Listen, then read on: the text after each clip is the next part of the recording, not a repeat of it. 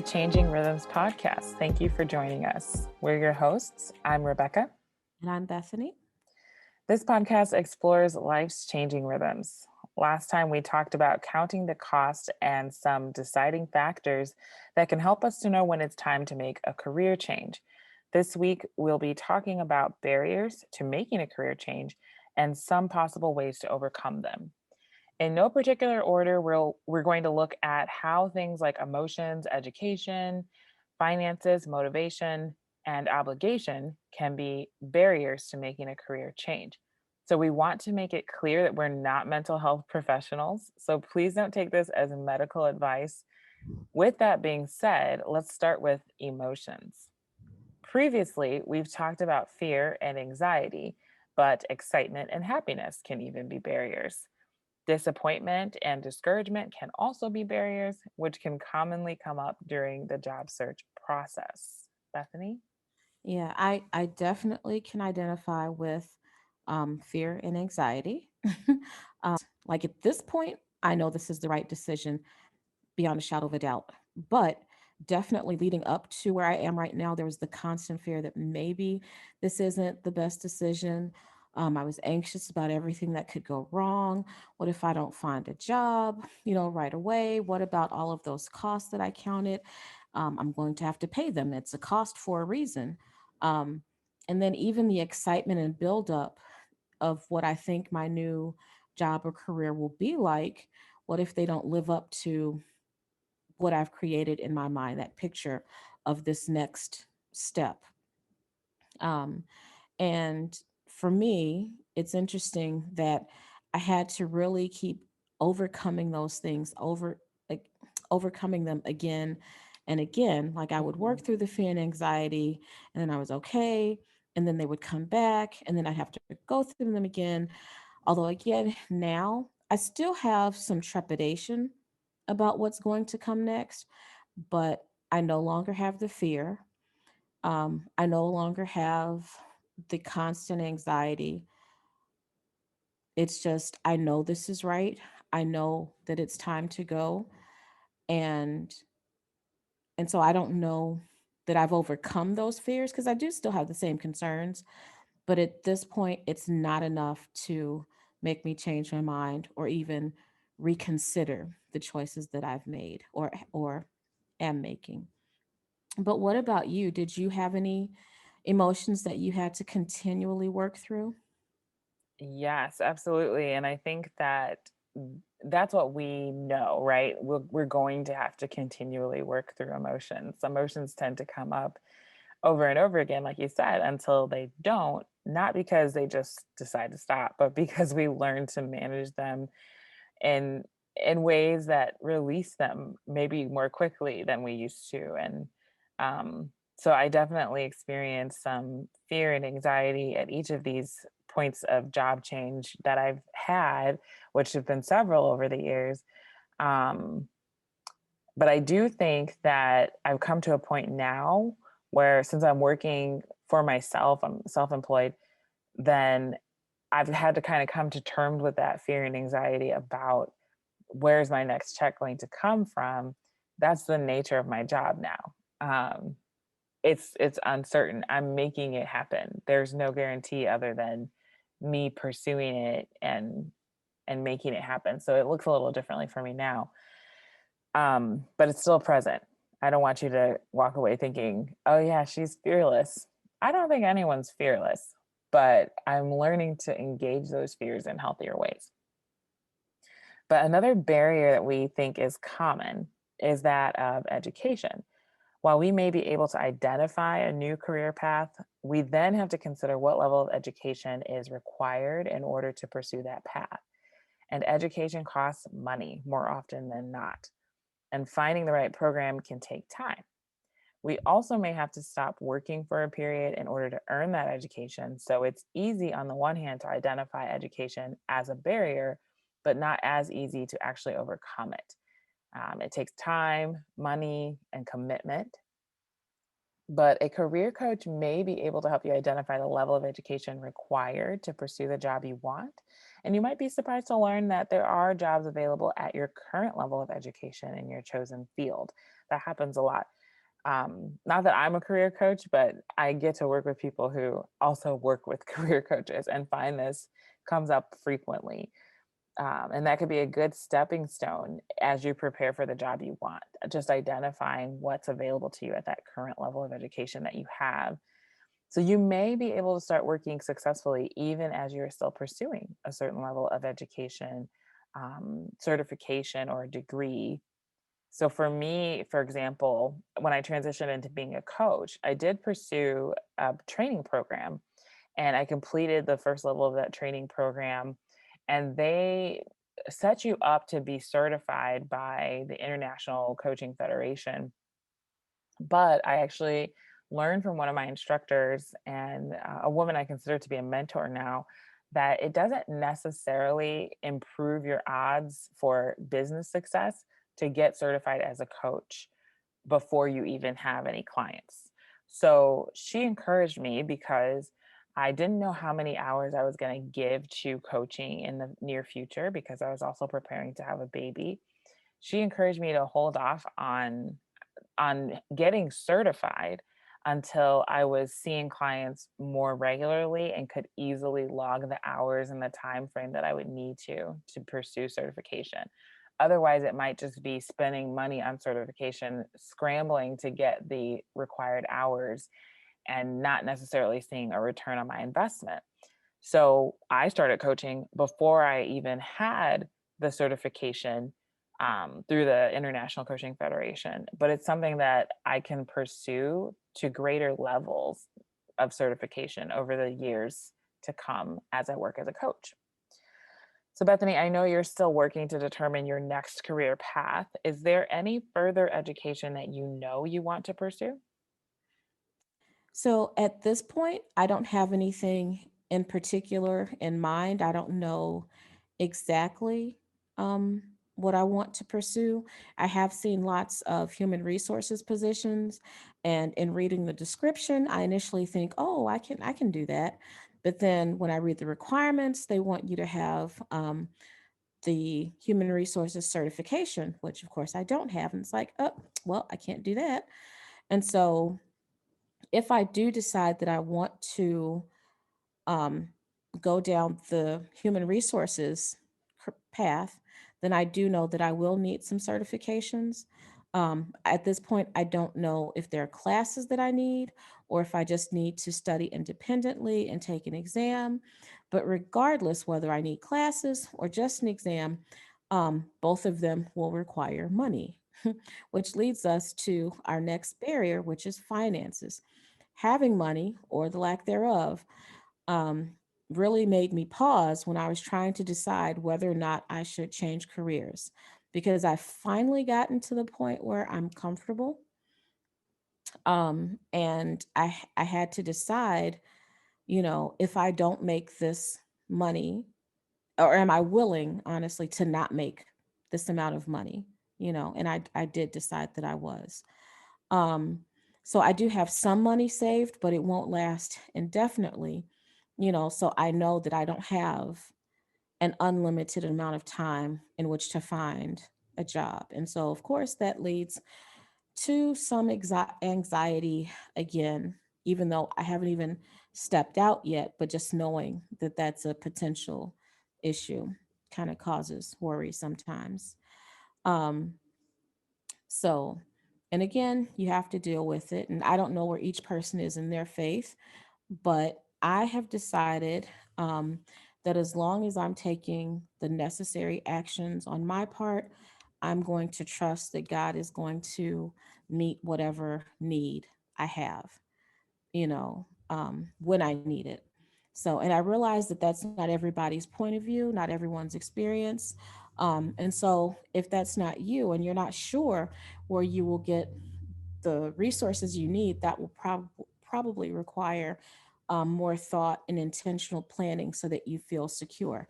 So, that's not saying, of course, that you can't step out, but if having money or not having money is a great concern, then you definitely are going to want to be more intentional with your planning, um, so that you feel secure and hopefully won't have that as a constant worry for you.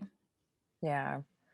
Yeah, and we can plan many things, but eventually we do have to make a decision to just move and take a risk, whether we feel well prepared for that risk or not. For you and I, that means trusting God to provide as He has always provided. And we also can take steps like saving extra money before making the transition, strategically lowering or recurring expenses. For example, maybe making a housing change for a period of time to allow my savings to last longer, or planning for health and wellness expenses that cost very little, like pausing a gym membership and creating a workout plan to do at home or outside for 3 months, or downsizing to an apartment to save for your next home purchase. Or what other financial adjustments come to mind for you, Bethany, as you're considering this transition? Well, some things that might help would be maybe to sell anything that you're not really using. Like we acquire lots of things, and I don't know about you, but sometimes I have things and after the initial excitement, I haven't used it in a year or I haven't picked it up in 2 years, you know. And so sell anything that you're not using. You can sell it on eBay or Facebook Marketplace or any of the online consignment programs or even a regular brick and mortar consignment shop. Hmm. Also, buying from those places instead of buying new. Because again, you can get some really good, if it's something that you need, um, you can probably get a good deal on one of those online consignment shops or marketplaces. Also, look into couponing as a way to save money. There are actually lots of coupons. I know I have one friend who is the couponing queen. You know, she gets so much stuff basically for free because she knows how to find the coupons, how to maximize those coupons, and it saves her family a lot of money.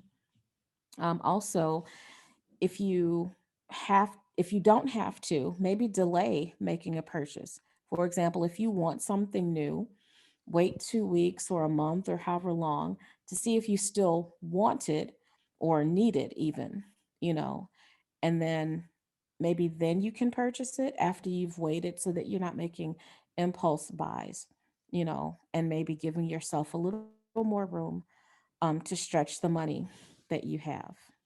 Hmm. Yeah, those are some great ideas. And another barrier that frequently comes up is motivation, or really it's a lack of motivation. Without effective motivation, we tend to procrastinate.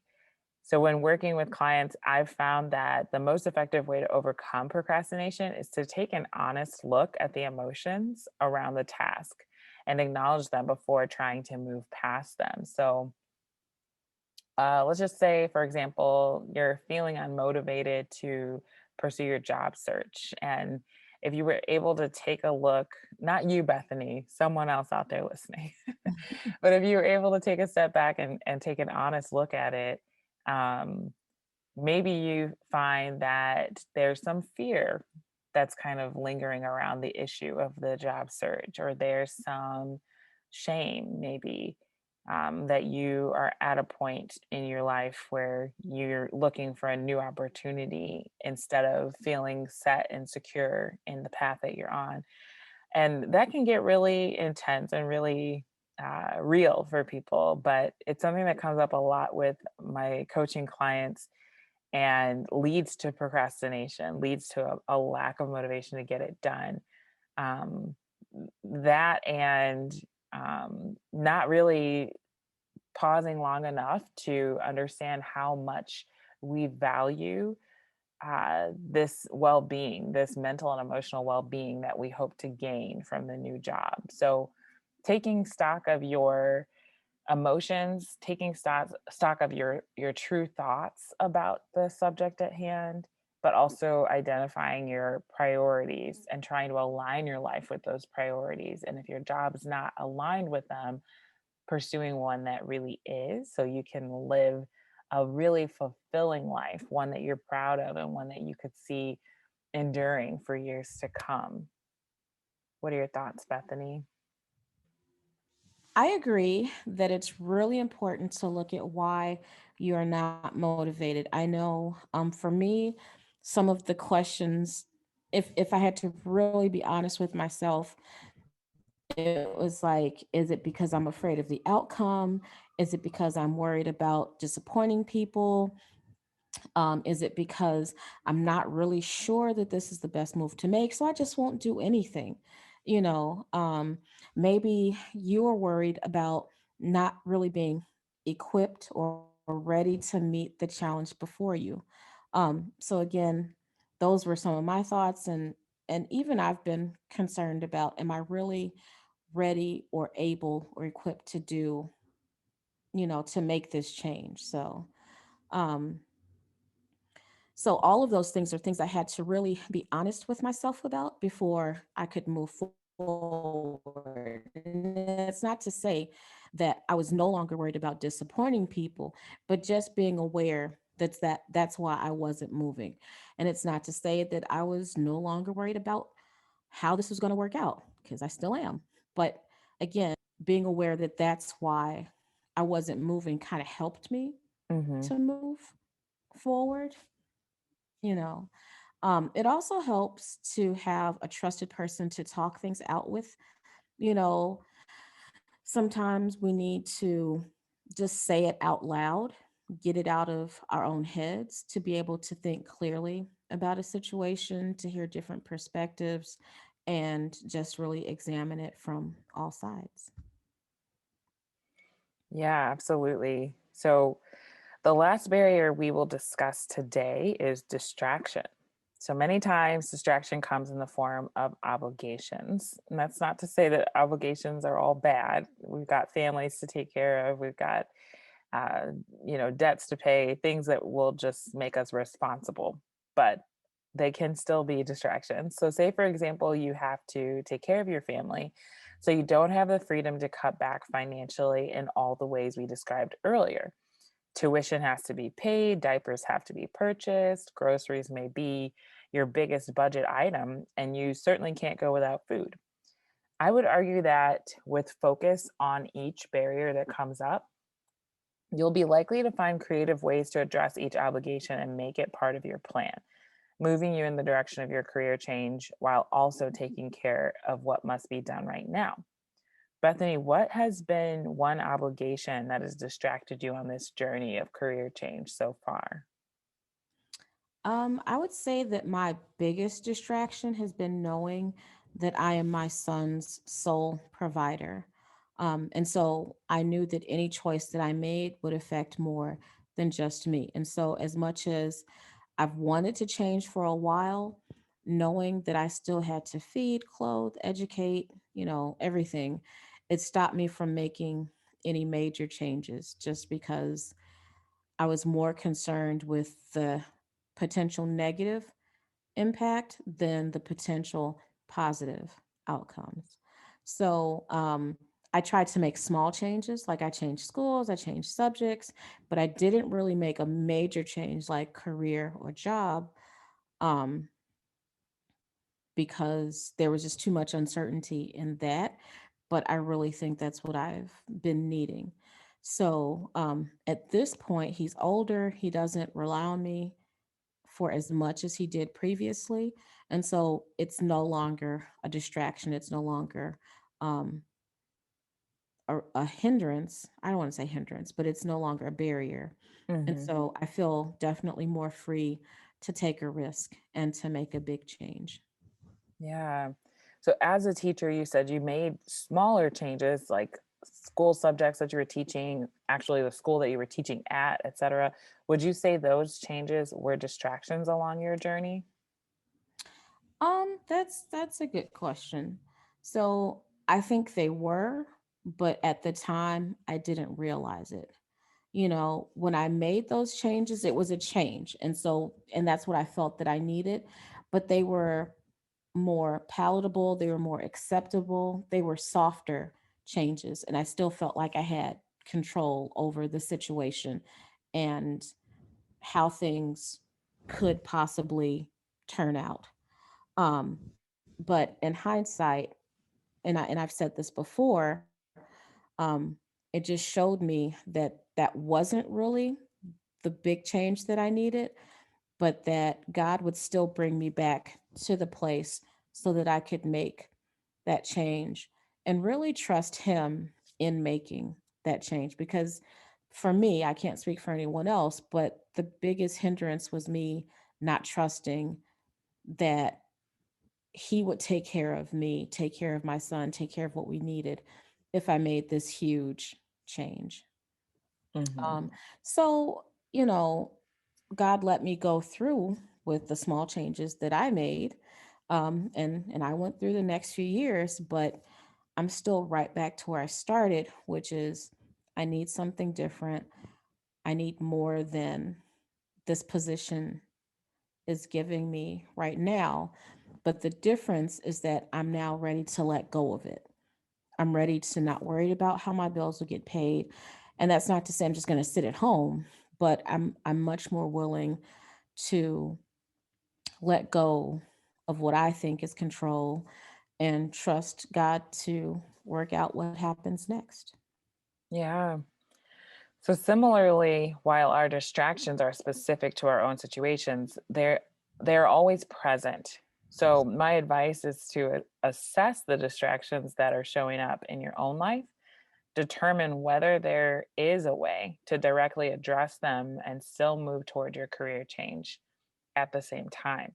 But work hard not to let the distractions, even the obligations, remain barriers to creating the life you want for yourself. And definitely seek support from an outside person for some perspective, if that's what's going to help you, find ways to address each of these distractions.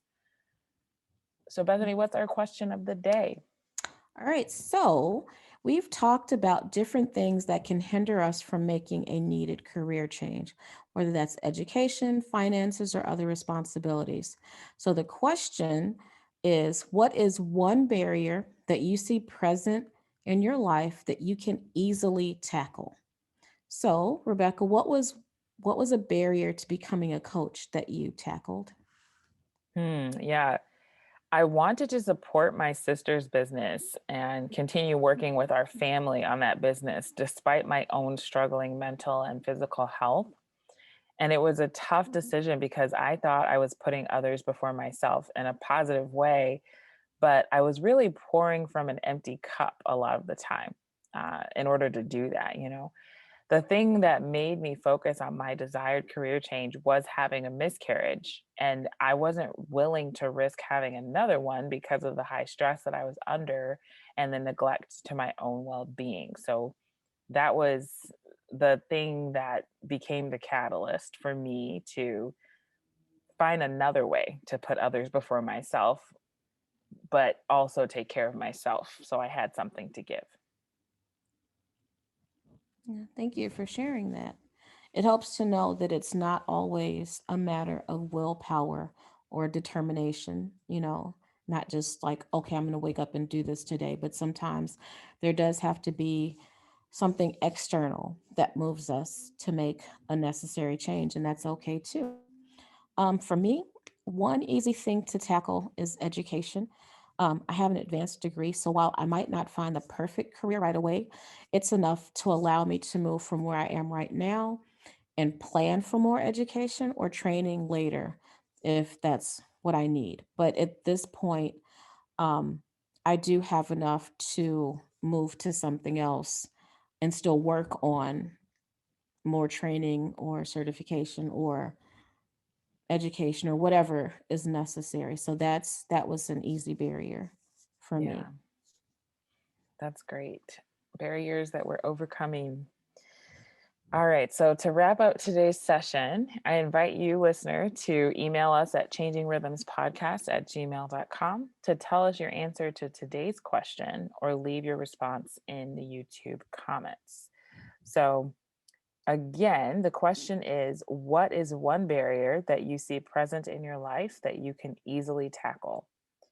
And next time, we'll discuss getting started on your journey to career change. So continue thinking about your next steps and send us any questions or concerns that you have, and we'll respond to you in the next episode. We look forward to exploring more with you. So keep listening and stay healthy and safe until then.